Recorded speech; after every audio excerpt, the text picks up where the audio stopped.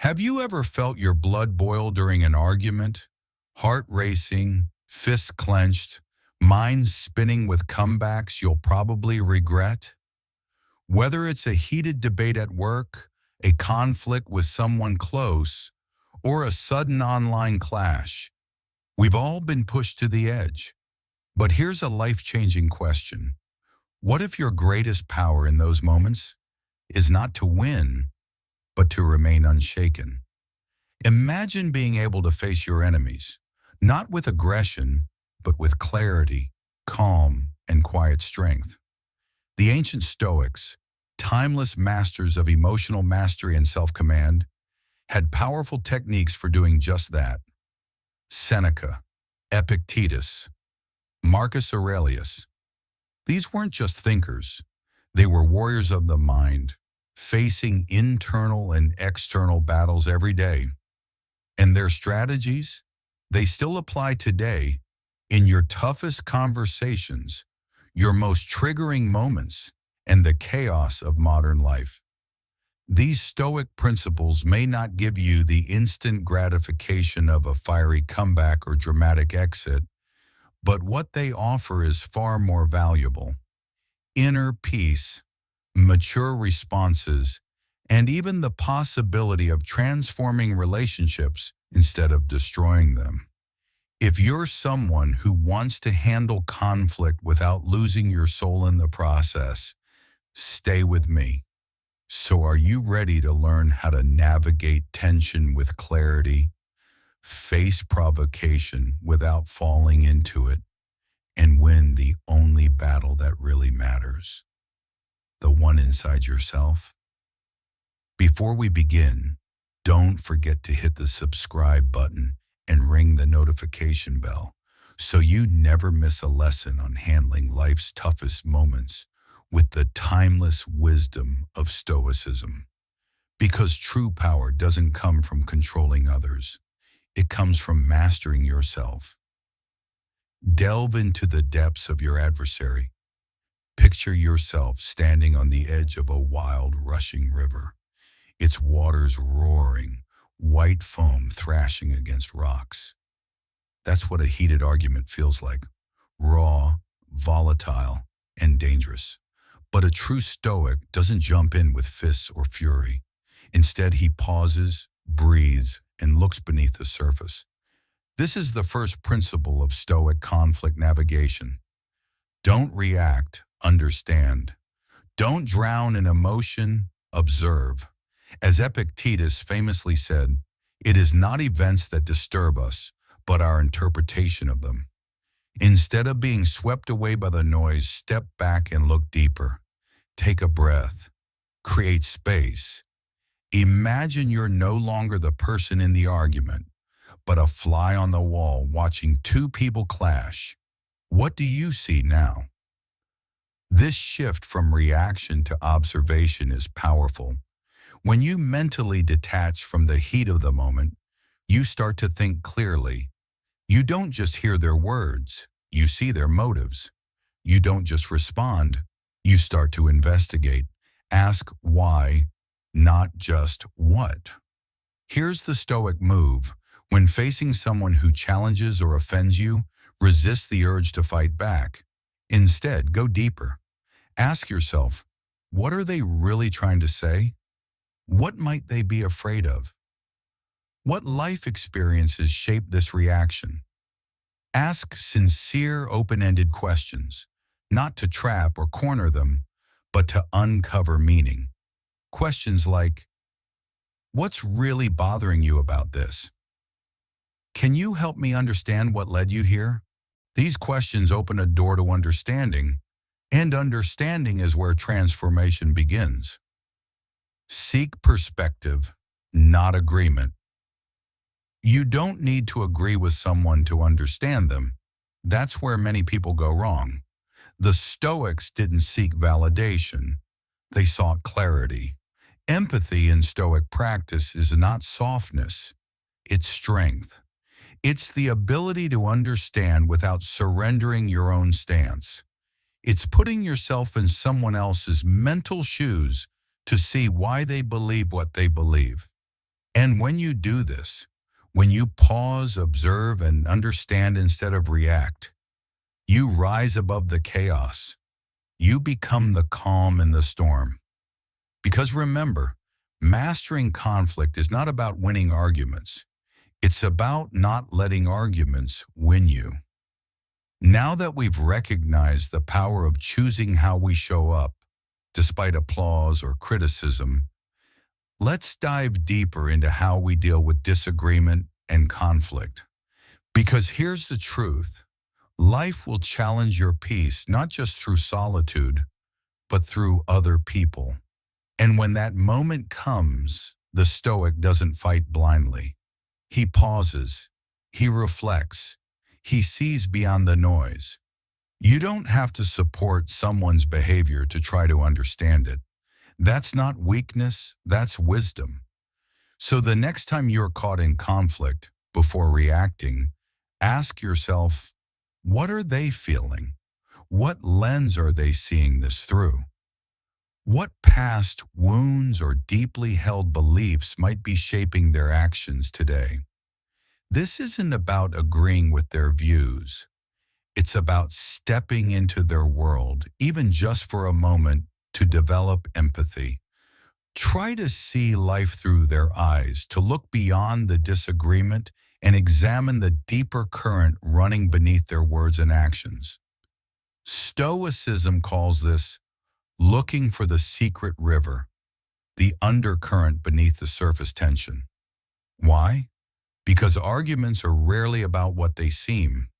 They're often fueled by older, hidden wounds, unmet needs, buried fears, insecurities masked as pride. So instead of just fighting the wave that hit you, trace it back to the storm that caused it. What needs are being ignored? What fear is being triggered? This isn't about letting someone off the hook. It's about understanding the hook itself and maybe unhooking yourself from the emotional chaos. Think of it like a geologist studying a canyon. Not for the view, but to understand the layers of time and erosion that shape the land. You're doing the same, reading emotional sediment, searching for unseen common ground.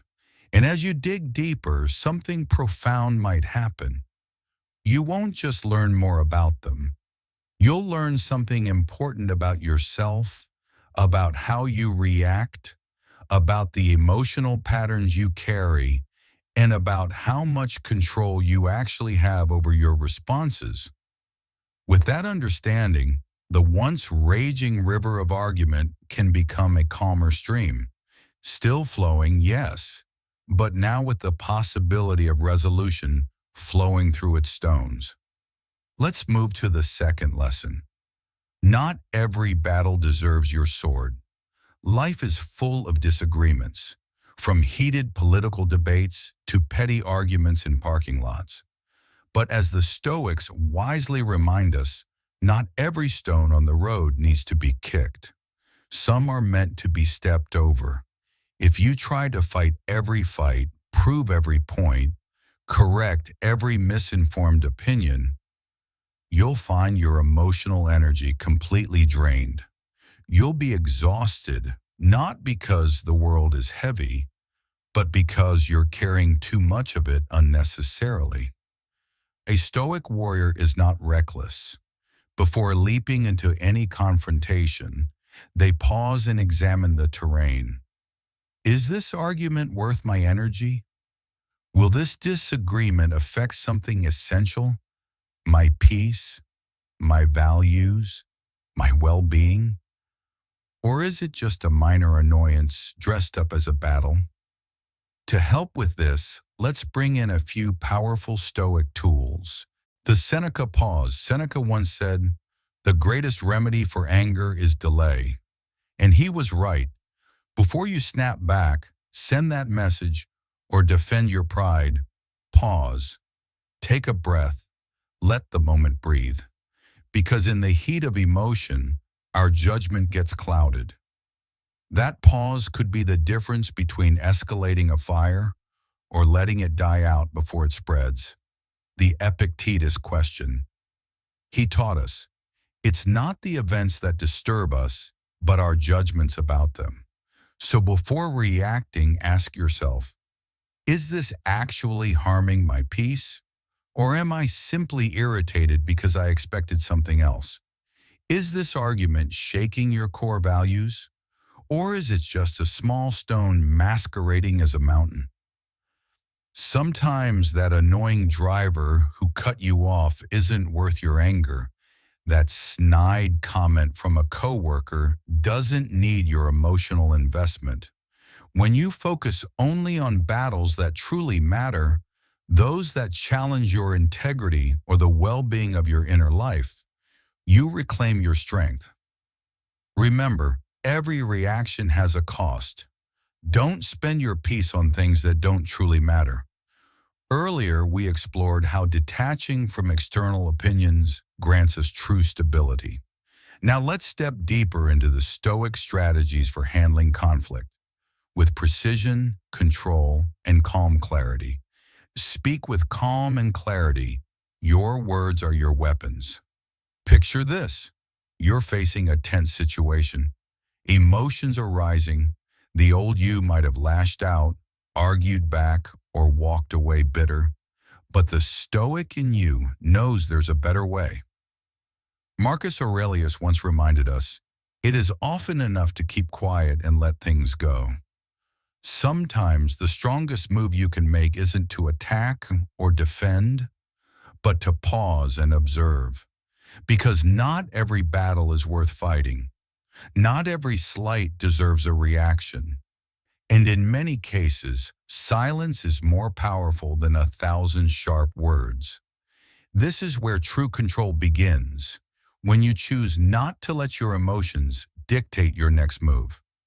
Before you react, ask yourself, is it worth it? Is the mental cost of engaging higher than the reward of winning the point? Often it is, because every conflict drains energy, and energy is one of your most limited resources. Now, this doesn't mean becoming passive or emotionally numb. It means being strategic, choosing your responses with intent. When you let go of petty arguments and unnecessary debates, you conserve your strength for the moments that truly matter. Use the Stoic cost-benefit filter. Every confrontation has a cost, emotionally, mentally, and sometimes even physically. The Stoics believed in calculating this wisely. Ask yourself, if I push forward and win this argument, what do I actually gain? Will it bring real resolution? Will it deepen understanding? Or is it just your ego trying to feel superior? True strength, the kind Marcus Aurelius lived by, sometimes means walking away with dignity, with grace, with clarity, knowing that you're not giving up, you're rising above.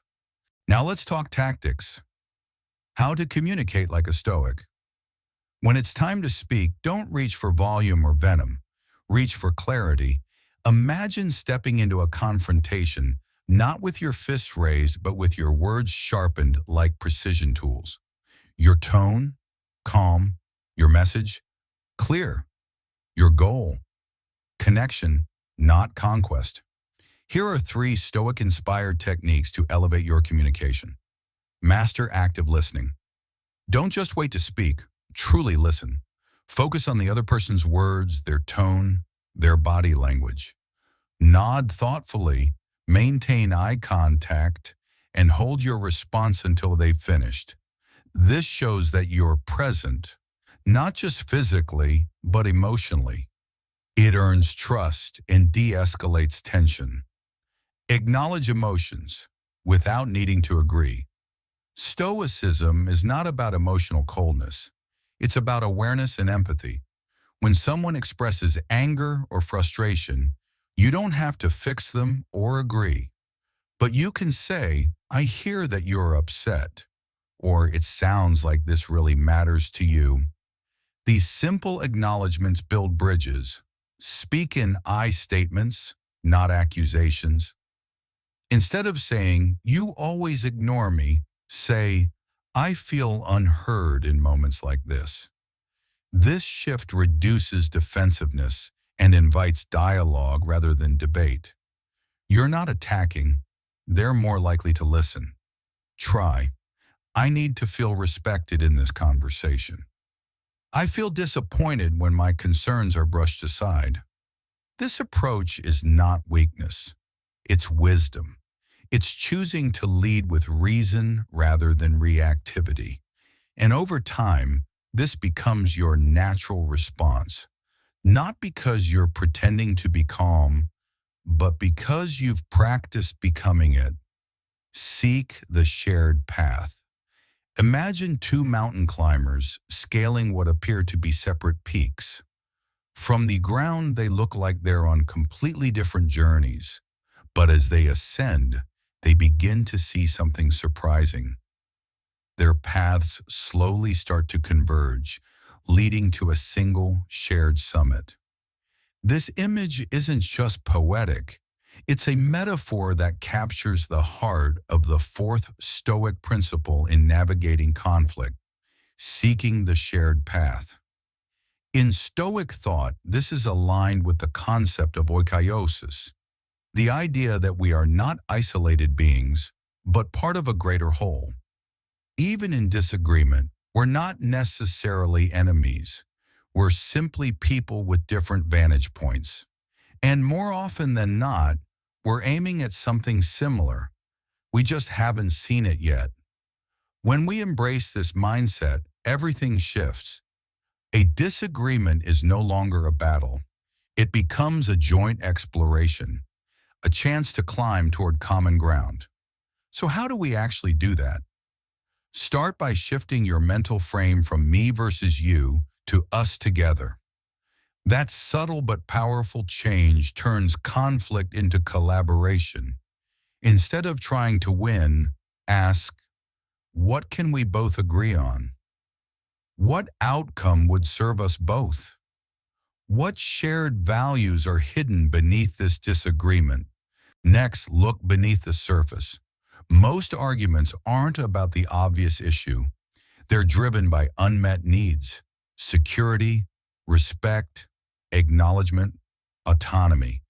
And when you begin to recognize that the other person is also protecting something important, it opens the door to empathy. Now seek shared values.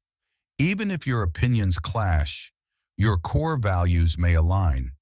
Do you both care about fairness, about honesty, about progress?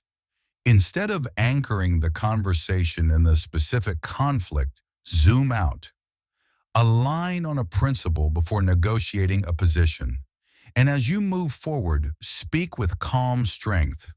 Don't raise your voice, raise your clarity. Assert your view without aggression. Use we more than me. Keep the focus on solutions, not victories. For example, instead of saying, "You always make things harder," try, "How can we make this work better together?" This one shift can dissolve defensiveness and invite collaboration. Also remember that the goal is resolution, not domination. Don't turn the conversation into a point-scoring match. Turn it into a shared mission. If you slip up, own it. If emotions flare, pause. If things feel stuck, be patient. Emotional composure is a muscle, and every time you practice calm, clear communication, you're strengthening it. In the end, the Stoics weren't interested in shallow wins. They cared about deeper peace. And sometimes the greatest victory isn't changing someone else. It's changing how we show up when tension rises. So the next time you find yourself in conflict, ask this simple but powerful question: what's the summit we can both climb toward? Because when you stop arguing to win and start searching to understand, you're no longer in conflict, you're in transformation. We just uncovered one of the most empowering truths in Stoicism: that your value isn't defined by outside praise or criticism, but by how well you live in alignment with your inner standards. Now let's go even deeper into the art of connecting with others, not through control or confrontation, but through shared values. When you're trying to bridge the gap between yourself and someone else, whether it's during conflict, disagreement, or misunderstanding, the Stoics encourage us to take a step most people overlook: appeal to shared values. Before you try to persuade, before you push your point, ask yourself a powerful question. What core principles do we both already believe in? Do you both value honesty? Do you respect fairness? Do you admire integrity, kindness, or justice? These shared values, no matter how small they may seem at first glance, can serve as your compass. They point you toward decisions that aren't just strategic, they're meaningful. They build a bridge not of logic alone, but of mutual human dignity. Start small. Don't expect to solve every disagreement overnight. Look for the tiniest points of agreement, even if they feel trivial. Maybe it's a shared concern, a mutual goal, a principle you both quietly respect. These small wins build momentum, and momentum builds trust. Imagine this. Instead of seeing a disagreement as a battlefield, you begin to see it as a puzzle. One where the first piece doesn't have to be perfect, it just has to fit. One small connection can lead to another. And before long, you've gone from clashing to cooperating. And remember, this is not about winning, it's about rising. Life is not a race to reach consensus at lightning speed. It's a patient, ongoing journey where progress often looks like slow but steady movement toward understanding. The Stoics remind us that time is an ally. Be patient with others. Be patient with yourself. Celebrate the victories, no matter how small. A kind word, a willingness to listen, a softened stance. These are signs that you're moving away from conflict and closer to peace. Recognize failures too, not as defeats but as feedback. Every step toward cooperation is a step away from confrontation, and that in itself is a quiet form of triumph. This approach is what the Stoics meant when they spoke of going beyond surface-level solutions. They saw peace not as the absence of disagreement, but as the presence of understanding. Now let's move to one of the most powerful Stoic strategies in persuasion: appealing not to someone's ego, but to their inner ideals. Picture this. You're standing before a towering oak tree. Its roots are deep, tangled, immovable. You could try to force it, to push and shove, but it won't budge. But now imagine the wind, or the gentle pull of water over time.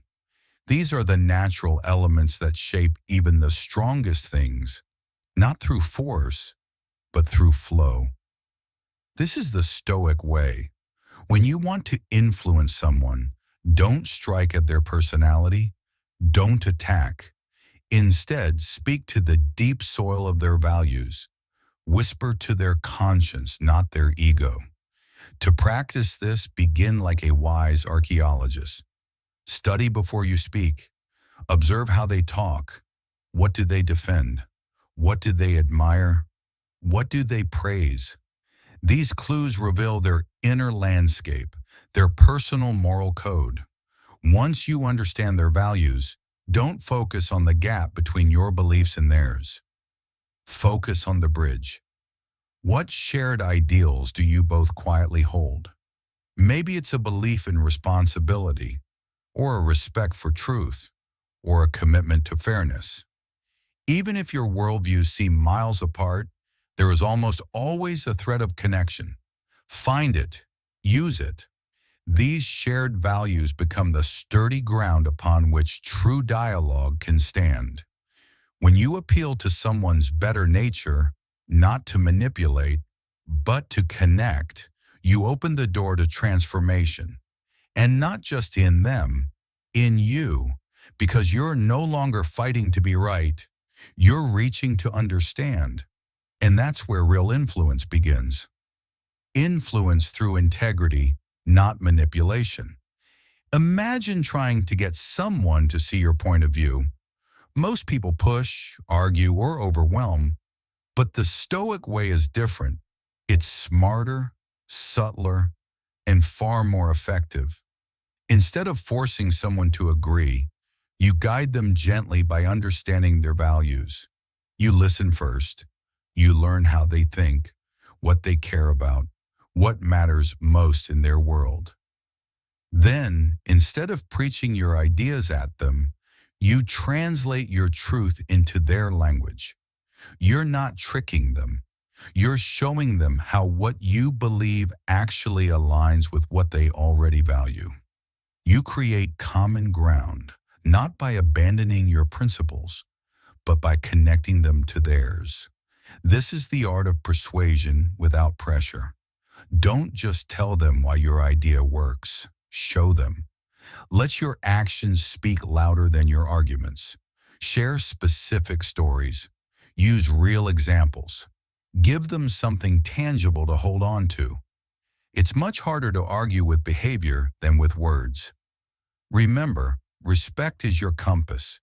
You're not trying to dominate or win.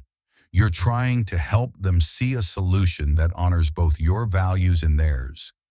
When that happens, something powerful occurs.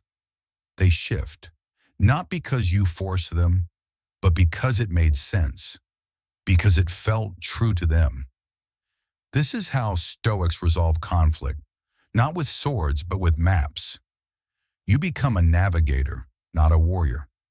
You guide people to a better understanding, not through resistance, but resonance. Real change doesn't happen through force.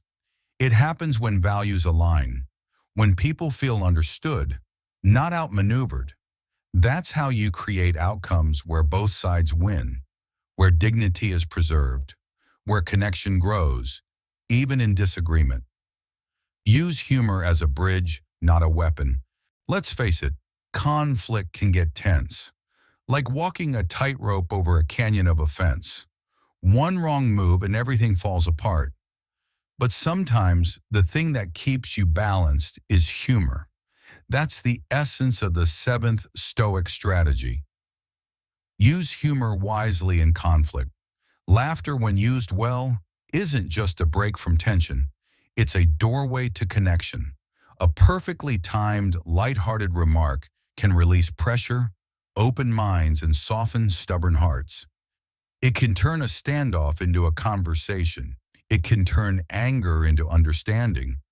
But Seneca warned us, humor is fragile. A joke that lands with one person might deeply offend another. That's why Stoic humor must be handled with surgical precision. It's not about mocking, not about laughing at someone. It's about disarming hostility with warmth, not sarcasm. So how do you walk this tightrope without falling? Start by reading the room. Not everyone finds the same things funny. What lightens the mood for one person might strike another as disrespect. So learn their tone, their boundaries. Think before you joke. Then aim for silent joy, not noise. Your goal isn't to be the loudest or the cleverest. It's to ease the tension, not add to it. A subtle smile, a self-deprecating comment, a shared moment of humanity. Those are the kinds of humor that heal rather than hurt.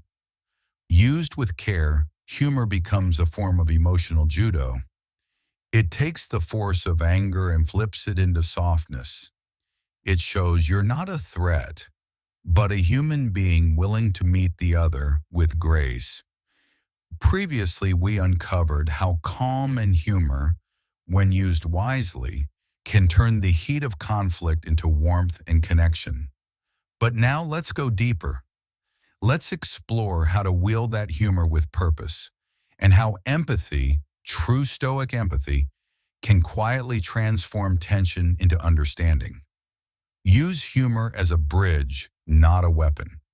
Humor, when used skillfully, becomes more than just a relief. It becomes a tool of emotional intelligence. But here's the key. It must never be used to mock, to belittle, or to win the argument. That kind of humor builds walls. Stoic humor, on the other hand, builds bridges. If you're tempted to use a joke in the middle of a heated exchange, pause and ask yourself, is this going to lighten the moment or light a fire? The answer lies in timing. Read the emotional temperature of the room and then reread it. Is the tension too raw? Then don't try to be funny just yet. Laughter at the wrong time can be gasoline, not water. One of the most disarming forms of humor? Self-deprecating jokes. When done with sincerity, not self-hate, they show you're human. They show humility. They say, I'm not here to win. I'm here to understand. And that's rare in conflict. That's powerful. But remember, humor is not a replacement for resolution. It's not a shortcut to closure. It's a companion to clarity, not a crutch to avoid what matters. When in doubt, skip the joke. Trust is easier to build than to rebuild. So next time you're tempted to joke your way out of a hard moment, stop and ask, am I using humor to connect or to escape? Because real Stoic strength isn't about clever comebacks. It's about emotional awareness. And that leads us to something even deeper. Offer empathy even in conflict. Now imagine this. You're hiking along a rocky, narrow mountain path.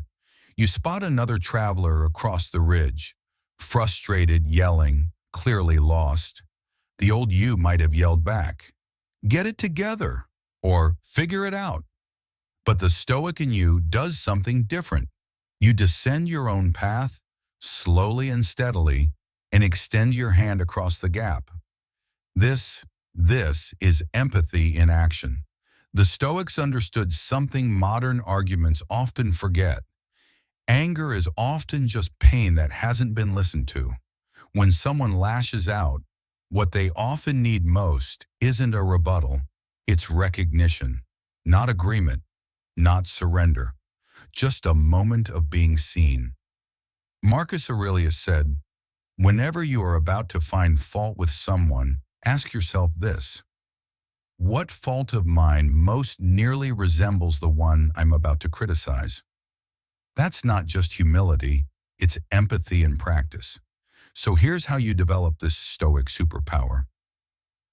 Shift the perspective from me to them. Instead of asking, why are they being so difficult? Ask, what must they be feeling that's making them act this way? Zoom out. Consider what life events might be shaping their fear, their defensiveness, their hurt. Maybe they grew up in chaos. Maybe they were punished for speaking up. Maybe this isn't even about you. Validate without surrendering. Empathy doesn't mean giving up your boundaries. It means you can say, I see you're hurting, while still holding firm to your values. You can say, I understand, without saying, you're right.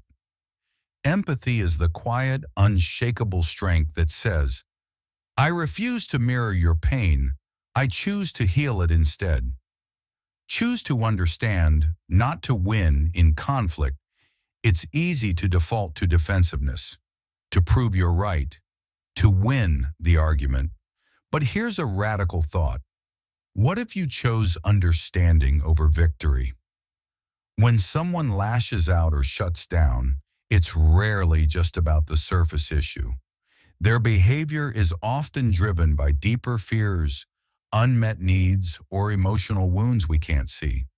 And when we respond with judgment instead of curiosity, we shut the door on any meaningful connection. So here's what the Stoics would ask of you. Listen, not just to the words being said, but to the silence between them. Pay close attention to nonverbal cues, the tension in their voice, the shift in their eyes, the hesitation in their body. These subtle signs often reveal more than the words ever could. And when you do speak, let your words reflect empathy, not ego. Phrases like, "It sounds like this situation really matters to you," or "I can see this has been frustrating," can transform tension into trust. You're not agreeing with bad behavior. You're acknowledging emotion, and that builds bridges. When someone feels seen and heard, they become less defensive, less combative. Empathy diffuses ego, but don't stop there.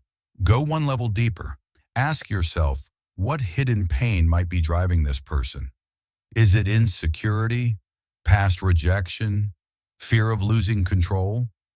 When you trace anger to its source, it often leads to unhealed wounds, not malice. And in that moment of clarity, something powerful happens. You stop reacting. You start responding. You stop taking things personally and begin practicing compassion. You don't have to approve of their behavior to understand what caused it. Remember this: walking alongside someone doesn't mean walking in agreement. It simply means choosing connection over conflict. When you practice stoic empathy, you don't lose your principles. You elevate your presence. You show strength by not needing to win. And that's where real resolution begins. Not just for this conflict, but for every relationship you carry into the future. So the next time you find yourself in an argument, don't just try to be right, try to be aware.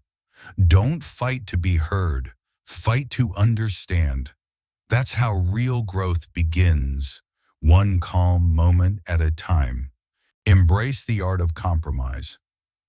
Picture a mighty oak tree standing stubbornly in the wind, its thick trunk refusing to bend, its branches straining under pressure. Now imagine that wind blowing harder. Eventually something breaks. Conflict works the same way. The harder we resist, the more we risk damage, to ourselves, to others, to the connection we're trying to preserve. But there's a wiser way, and the Stoics knew it well: the path of flexibility without losing form. Epictetus reminds us, seek not to have events happen as you wish, but wish them to happen as they do. This isn't a call for passivity, it's a call for wisdom, to recognize that life, like wind, is unpredictable. And the strongest people are not the most rigid, but the most adaptable. In the art of compromise, you learn to bend where it counts, without breaking what matters. It doesn't mean sacrificing your values. It means finding space between extremes. Meeting someone halfway, not because you're weak, but because you're wise enough to see the bigger picture. Compromise is about choosing harmony over control. It's about saying, I don't need to win every point to preserve this relationship. It's about knowing when to stand firm and when to soften for the sake of progress. And here's the truth most people forget. Compromise doesn't mean both sides lose. Done well, it means both sides are heard. And from that space of mutual respect, real solutions can take root. Just like the wind and the oak must learn to exist together, so must people with different views, values, and emotional needs. That's not weakness, it's evolution. So when the next disagreement comes, and it will, ask yourself, am I clinging to being right, or am I reaching for resolution? The Stoic path teaches us that peace isn't found in dominance. It's found in dignity. And dignity, more often than not, is born in the space where we learn to yield without losing ourselves. Let go of the need to win. Practice the Stoic art of compromise. Let's be honest, conflict is inevitable. Whether it's at work, in a relationship, or even just within ourselves, we often find ourselves in situations where opposing views collide, and our natural instinct to defend, to prove, to win. But the Stoics offer us a different path, one that doesn't sacrifice strength, but channels it in a wiser, more powerful direction. Epictetus once said, "Do not seek to have events happen as you want them to, but want them to happen as they do, and your life will flow serenely." That's not surrender. That's wisdom. It means learning to align yourself with reality, not fight against it. And that includes the reality of disagreement. So how do we apply this practically? How do we navigate conflict without letting our ego take over? Start here. Shift the mindset from me to we. Instead of viewing a disagreement as a battle to be won, reframe it as a challenge to be solved together. You're not opponents locked in a fight. You're co-creators of a solution. This subtle shift in mindset can dissolve walls and open the door to collaboration. What if the conflict isn't against the other person, but against the problem itself? Identify shared goals. Even when it seems like you're on completely opposite sides, there's often something deeper that unites you. Fairness, respect, mutual success, or simply peace of mind. Zoom out from the moment. Look at the bigger picture.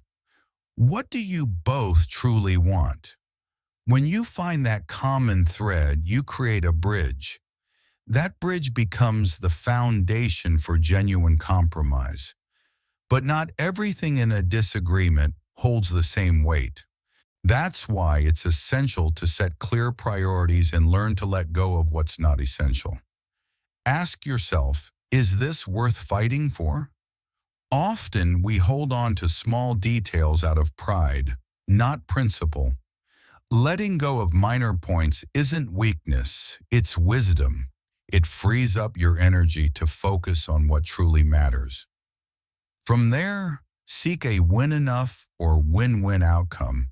It's not about one side dominating. It's about each side feeling heard, understood, and respected.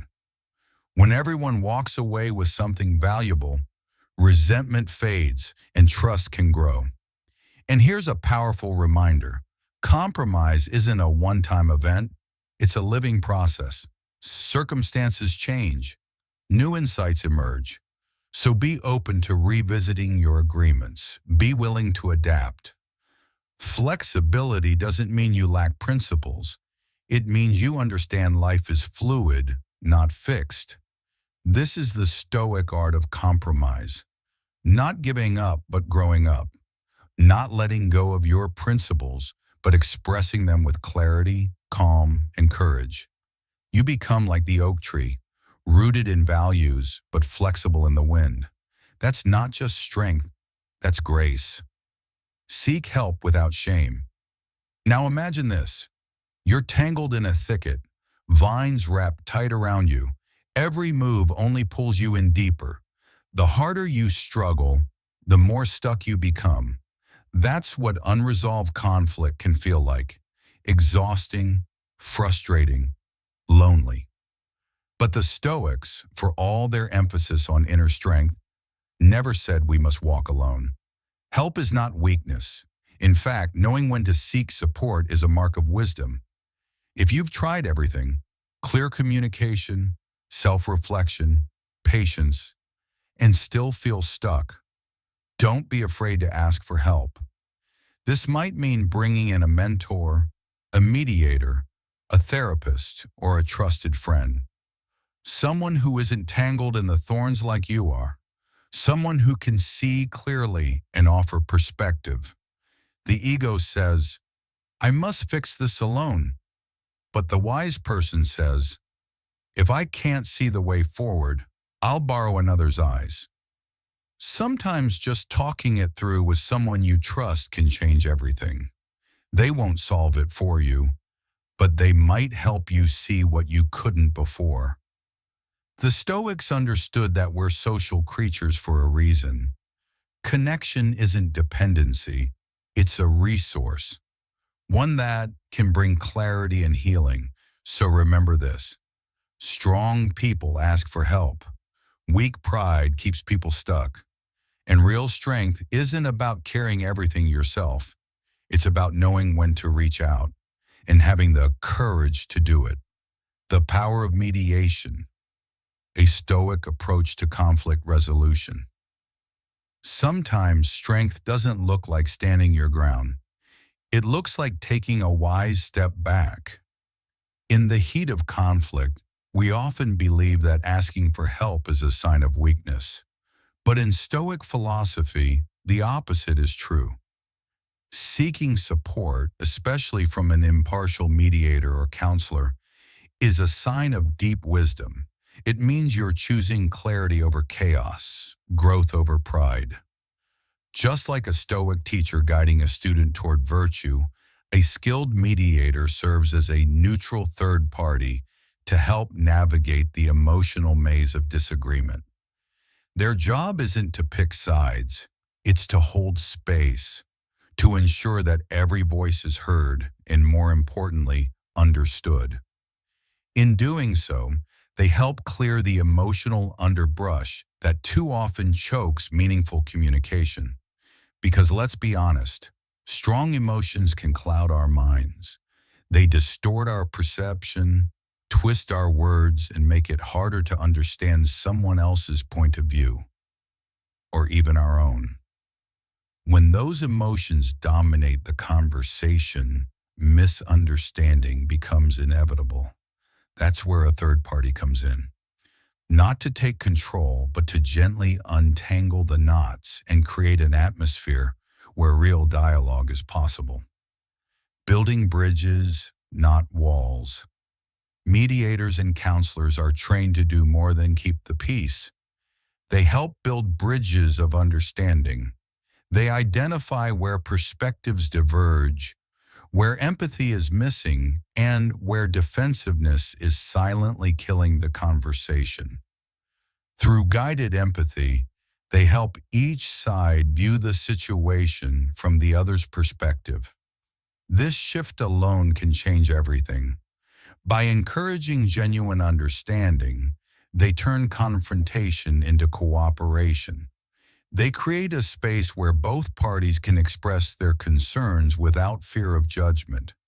And instead of assigning blame, the conversation pivots toward shared goals, mutual respect, and lasting resolution. This isn't just about solving today's issue. It's about building the skills to face tomorrow's challenges. Many professionals bring a toolkit of proven techniques. Everything from active listening exercises to nonviolent communication strategies, giving you the practical wisdom needed to navigate conflict in the future with greater ease and confidence. Asking for help is wisdom in action. And remember, asking for help isn't defeat, it's a declaration of inner strength. It shows you care enough to seek solutions, that you're invested in growth, that you're not willing to let ego destroy a relationship or stall your own development. According to the Stoics, leaning on the wisdom of others when needed is not weakness, but a deep form of self-mastery. Seneca once wrote, "A wise man is never ashamed to learn from others." When you engage an outside perspective, you're doing more than finding a way out. You're choosing to level up, emotionally and intellectually. Even in your darkest moments, when the conflict feels too heavy to carry alone, help can be a light. A reminder that you are not alone, that every dispute, no matter how tangled, has a path forward, if you're brave enough to take it. Forgiveness, the weight we choose to carry. Now let's talk about something even heavier, the burden of unforgiveness. Picture this. You're shackled to a giant, jagged boulder. It scrapes your skin and anchors you to the ground. Every step you try to take forward is met with resistance. That boulder is resentment. And as long as you hold on to it, you're not moving anywhere. Forgiveness then is not for the other person. It's for you. It's the act of setting down the stone and saying, I'm not carrying this anymore.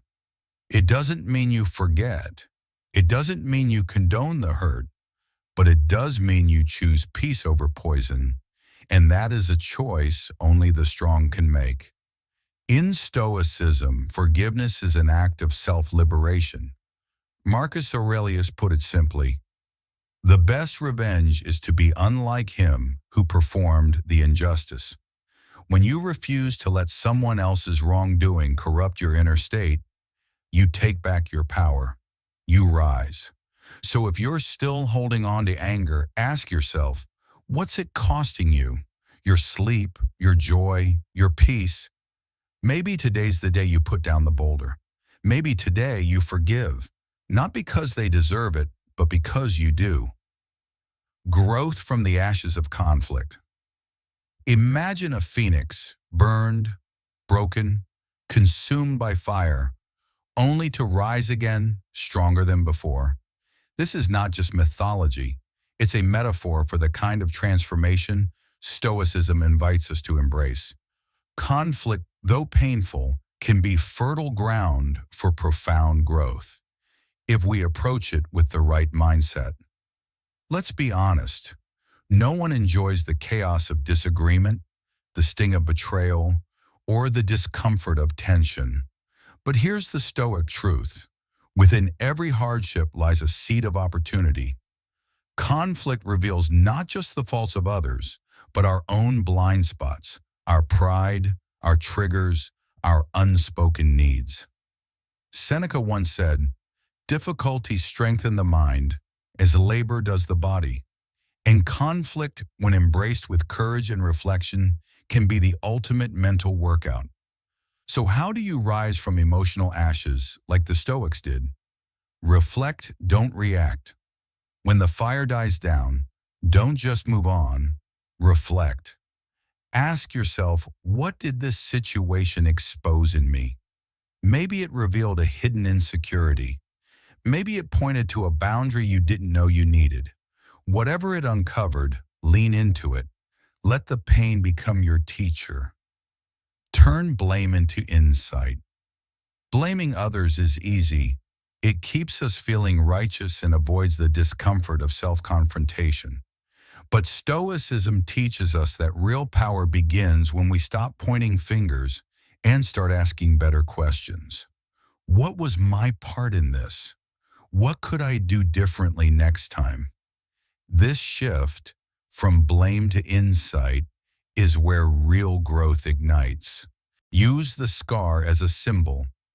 Don't hide your scars. Own them, because each one tells a story of survival, of learning, of resilience. A scar doesn't mean you failed. It means you healed. So wear it not as a badge of shame, but as proof that you've walked through fire and emerged wiser. Cultivate inner fortitude.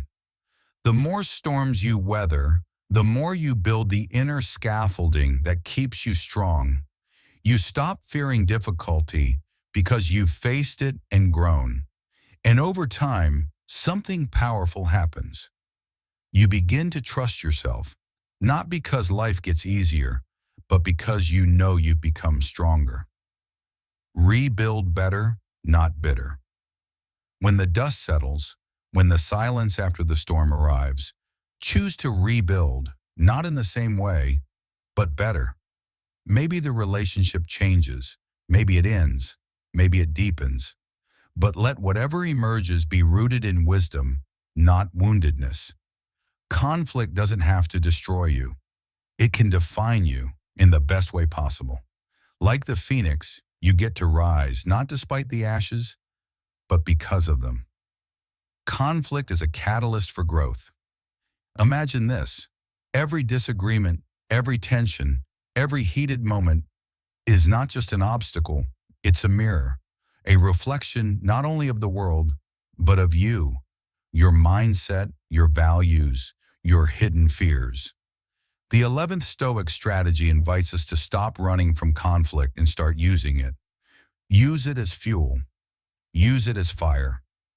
Use it to forge a better version of yourself. Epictetus put it best. Make the best use of what is in your power and take the rest as it is, fixed beyond your control. This isn't just a quote, it's a way of life. It means looking inward before pointing fingers outward. It means asking not just, why did this happen? But what can I learn from this? So how do you begin this life-changing journey? Start by shifting your mindset. Don't see conflict as a threat. See it as a teacher. Adopt a learning attitude. When tension rises, pause. Ask yourself, what is this teaching me? Maybe it's showing you where your pride lives, where your wounds still ache, where your communication breaks down. Growth doesn't happen in silence and safety. It happens in the fire. And the Stoic doesn't fear the fire. They enter it deliberately. Dig deeper. Become your own excavator. Next, dig beneath the surface. Ask the real questions. What triggered my reaction? Which core value of mine felt violated? Was I seeking control, respect, or understanding? And how did my emotions distort the way I responded?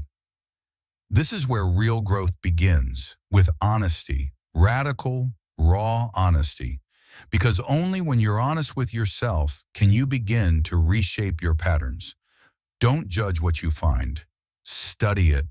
Like a philosopher dissecting a concept. Be curious. Be brave. Bridge reflection and action. But don't stop at insight. Move from reflection to real action. If you realize your words tend to escalate conflict, study active listening.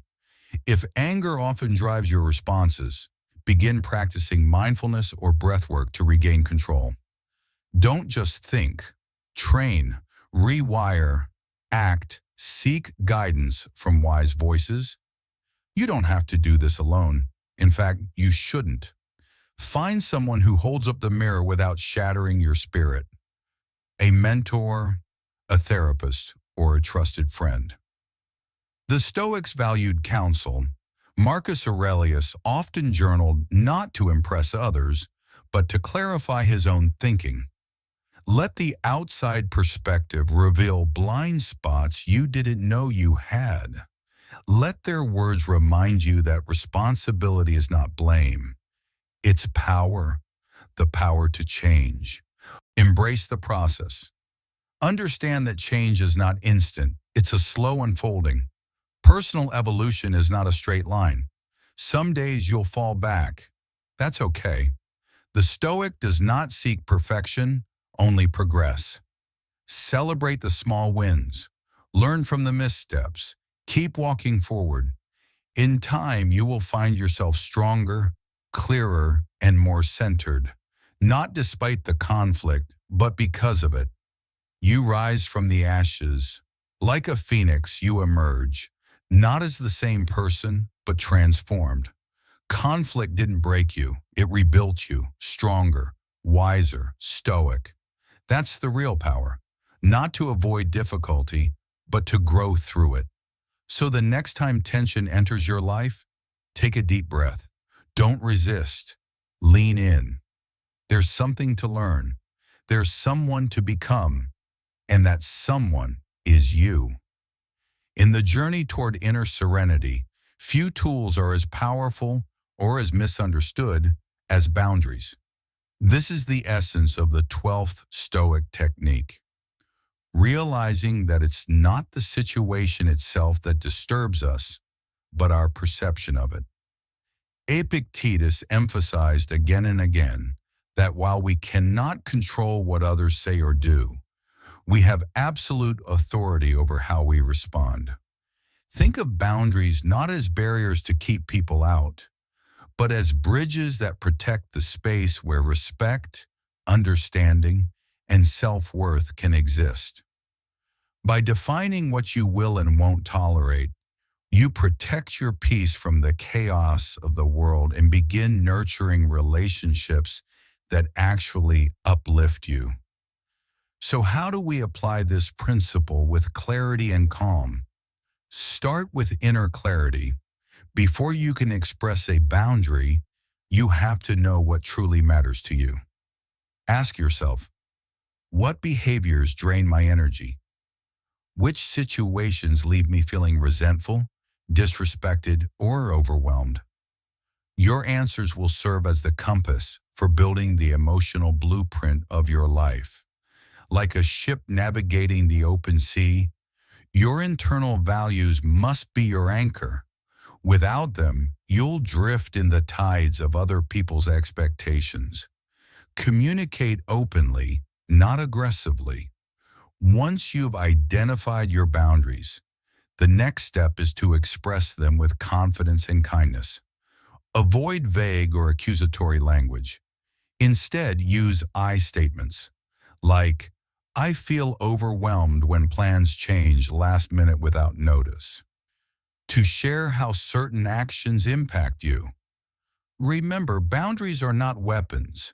They are invitations for better communication. And how you deliver your message often determines whether the conversation creates connection or conflict. Consistency is your shield. Boundaries only work when they are enforced. If you constantly shift your limits to avoid confrontation or out of guilt, you'll not only confuse others but also send the message that your needs don't matter. Think of a lighthouse. Its strength lies in unwavering consistency, not loudness. The more firmly you hold your boundaries, the more respect you earn, both from others and from yourself. Expect resistance and stay grounded. Not everyone will be comfortable when you start honoring your truth. You might be met with pushback, manipulation, or even guilt tripping. But don't let that shake you. Calmly reaffirm your needs. Reinforce your stance without defensiveness. And remind yourself, you're not being difficult, you're being clear. Your peace is worth protecting.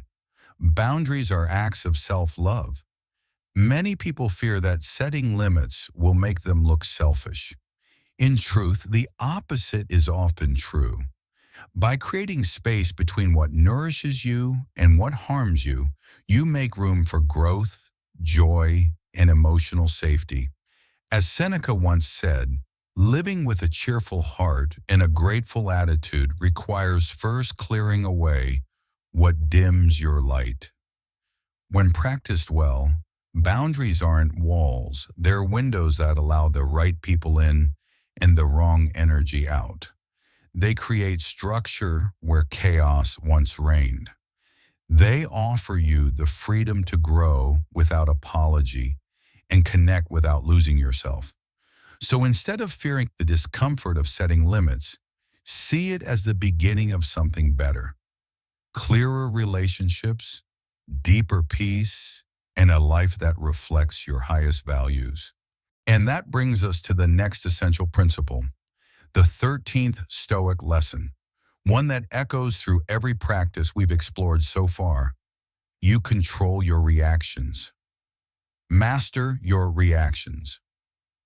This is where true strength begins. In a world that constantly urges us to control everything, people, outcomes, circumstances, the Stoics invite us to redirect that energy. Instead of striving to dominate the chaos outside, they teach us to command what's within. Marcus Aurelius, Epictetus, Seneca, they all echo the same truth. Lasting peace isn't found in rearranging the world. It's found in mastering your response to it. Epictetus once wrote, "It is a shame for the soul to surrender to the body for satisfaction." And what does that mean in today's terms? It means letting your emotions, your impulses, your need for instant gratification steer the ship is not strength. It's surrender. Real strength is when you feel the pull of rage, disappointment, fear, and still you choose clarity. So how do we train this kind of inner control? Let's break it down into 4 actionable steps. Identify your emotional triggers. Start by knowing your emotional terrain. What pushes your buttons?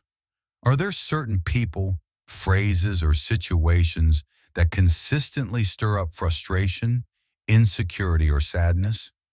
We often walk through life being pulled by unseen emotional strings, reacting before we even understand why.